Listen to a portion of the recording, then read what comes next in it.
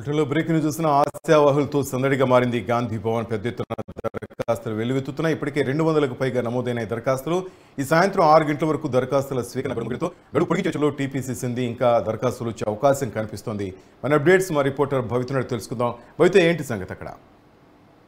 శ్రీనివాస్, ఇప్పటి వరకు అయితే దాదాపు 200లకు పైగా అప్లికేషన్ వచ్చినట్టుగా అయితే గాంధీ భవన్ వర్గాలు అయితే చెప్తున్న పరిస్థితి కనబడుతుంది. ఇంకా దాదాపు 5 గంటల సమయం వరకు అని చెప్పారు. కానీ ఇప్పటివరకు దాదాపు 6-7 గంటల తర్వాత కూడా వచ్చిన వాళ్ళకి అవకాశం కల్పిస్తాము అని చెప్పేసి చెప్తున్న పరిస్థితి అక్కడ ఏదైతే దరఖాస్తు తీసుకున్న అధికారులు చెప్తున్న పరిస్థితి కనబడుతుంది. అంతేకాకుండా ఇంకా దీన్ని ఏమైనా ఎక్స్టెండ్ చేస్తారా అనే ఆశలు కూడా అక్కడ కనపడుతున్న అవకాశం అయితే కనబడుతుంది. ఇప్పటికే దాదాపు 200 అప్లికేషన్స్ దాటడము అంటే ఆశావాహుల సంఖ్య ఎలా ఉందో మనం చెప్పుకోవచ్చు. ఒక్కొక్క నియోజకవర్గానికి అంటే డబుల్ డిజిట్ నెంబర్ ని కూడా దరఖాస్తు చేసిన వాళ్ళ పరిస్థితి అయితే కనబడుతుంది. అయితే ఇప్పటికే దాదాపుగా ఉన్న వాటిలో ముఖ్య నాయకులందరూ కూడా అంటే ఆల్రెడీ ప్రస్తుతం అక్కడ మంత్రుల పదవులు ఉన్నది, ఎమ్మెల్యేలకు ఉన్న వాళ్ళు కూడా వాళ్ళ ఫ్యామిలీస్ నుంచి కూడా కొంతమంది అప్లై చేసుకున్నట్టు కూడా మనకు తెలుస్తుంది. ఈ సందర్భంగా ఈ రోజు మధ్యాహ్నము డిప్యూటీ సీఎం బట్టి విక్రమార్క సతీమణి నందిని కూడా ఈ రోజు వచ్చి గాంధీ భవన్ లో దరఖాస్తు చేసుకున్న పరిస్థితి కనబడుతుంది. అంతేకాకుండా గడ్డం వివేక్ కుమారుడు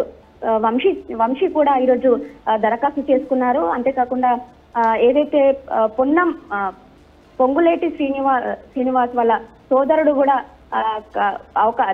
అప్లై చేసుకున్నట్టు కూడా మనకు తెలుస్తుంది. అంతేకాకుండా భువనగిరి నుంచి తీర్మానం వల్ల చోట దాదాపుగా 5కు పైగానే సంఖ్య ఉన్నట్టుగా తెలుస్తుంది. ఖమ్మం నుంచి ఎక్కువ మొత్తంలో ఆశావాహులు అయితే కనబడుతున్నారు. వీళ్ళందరూ కూడా మెయిన్ క్యాండిడేట్స్ అనే ముఖ్యలో ఉన్నట్టుగా కూడా మనకు అర్థమవుతుంది. అయితే ఈ రోజు మాట్లాడినటువంటి మాటల్లో డిప్యూటీ సీఎం బట్టి సతీమణి మాట్లాడిన మాటల్లో చూసినట్లయితే ఏదైతే తెలంగాణ అసెంబ్లీ ఎన్నికలకు సంబంధించి సోనియా గాంధీని ఇక్కడ నుంచి బరిలో అంటే లోక్సభ స్థానం గురించి బరిలో దింపాలని ఇప్పటికే మనం అనుకున్న పరిస్థితి తెలిసిందే. అది ఖమ్మం నుంచి దించితే కనుక ఖచ్చితంగా సోనియామ్మని మెజారిటీ దిశగానే మేము కైవసం చేసే దిశగానైతే పోరాడతామని చెప్పేసి వాళ్ళు చెప్తున్న పరిస్థితి కనబడుతుంది. ఒకవేళ వాళ్ళకి ఇవ్వకపోతే మాత్రం ఖచ్చితంగా ఎవరికి సీట్లు కేటాయించినా ఖచ్చితంగా అందరి కోసం ప్రతి ఒక్కరం ఎవరికి ఇచ్చినా కూడా ప్రతి ఒక్కరము అంటే అధిష్టానం నిర్ణయానికి ఖచ్చితంగా కట్టుబడి ఉంటామని చెప్పేసి ఆ పార్టీ గెలవడమే లక్ష్యంగా పెట్టుకొని ఖచ్చితంగా ప్రతి ఒక్క కార్యకర్త నుంచి కూడా అందరి వరకు కూడా